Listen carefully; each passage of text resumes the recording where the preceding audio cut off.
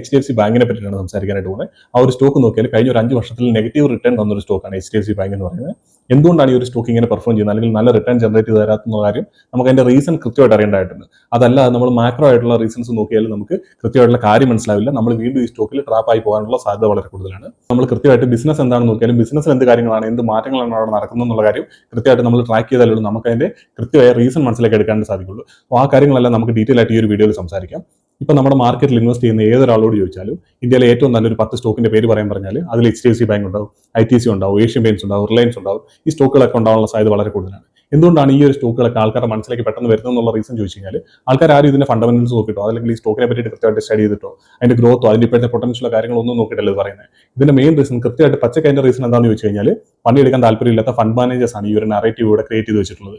നിങ്ങൾ ഏതൊരു mutual fund എടുത്ത് നോക്കുക, അതിനകത്തല്ല ഈ പറഞ്ഞ സ്റ്റോക്കുകളൊക്കെ മിക്കവാറുള്ള മ്യൂച്വൽ ഫണ്ടുകളിൽ എല്ലാത്തിനും ഉണ്ടാവും. കാരണം അത് വളരെ സിമ്പിൾ ആയിട്ടുള്ള പരിപാടിയാണല്ലോ ഈ സ്റ്റോക്കുകൾ എടുത്തിട്ട് ആഡ് ചെയ്യുക.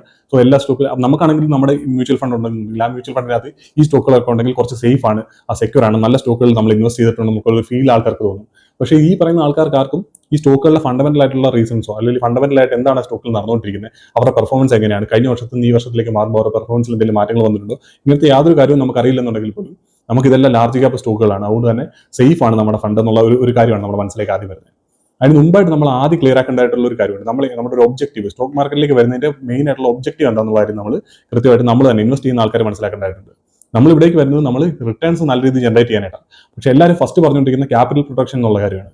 ക്യാപിറ്റൽ പ്രൊട്ടക്ഷൻ ആണെന്നുണ്ടെങ്കിൽ നമ്മൾ സ്റ്റോക്ക് മാർക്കറ്റിലേക്ക് വരേണ്ട ആവശ്യമില്ല. അതുകൊണ്ട് തന്നെ നമ്മുടെ ഇവിടെ വരുന്ന ഒബ്ജക്റ്റീവ് എന്ന് പറയുന്നത് ക്യാഷ് ജനറേറ്റ് ചെയ്യുക അല്ലെങ്കിൽ റിട്ടേൺസ് നമ്മൾ ജനറേറ്റ് ചെയ്യുക എന്നുള്ളതായിരിക്കണം.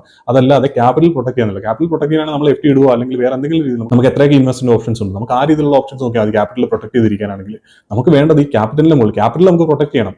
അതല്ല പക്ഷേ നമ്മുടെ പ്രൈമറി ഒബ്ജക്റ്റീവ് എന്നുള്ള കാര്യമാണ്. നമുക്ക് വേണ്ട ഫസ്റ്റ് ടാർഗറ്റ് എന്ന് പറയുന്നത് റിട്ടേൺ നമുക്ക് അതിനകത്ത് വേണം. റിട്ടേൺ ജനറേറ്റ് ചെയ്യുന്ന സമയത്ത് നമ്മുടെ ക്യാപിറ്റൽ അവിടെ ഓൾറെഡി പ്രൊട്ടക്ട് ആവണം, അല്ലെങ്കിൽ പിന്നെ നമുക്ക് റിട്ടേൺ ജനറേറ്റ് ചെയ്യാൻ പറ്റില്ലല്ലോ. HDFC ബാങ്ക് എന്ന് പറയുന്ന ബിസിനസിനെ പറ്റിയിട്ടല്ല നമ്മൾ സംസാരിക്കുന്നത്.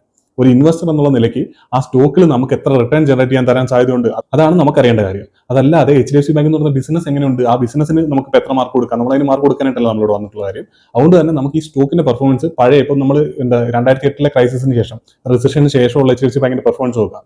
ആ 2008 തൊട്ട് 2020 വരെയുള്ള സമയത്ത് HDFC ബാങ്കിന്റെ സ്റ്റോക്ക് ഏകദേശം 30% CAGR തന്നിട്ടുണ്ട് റിട്ടേൺ.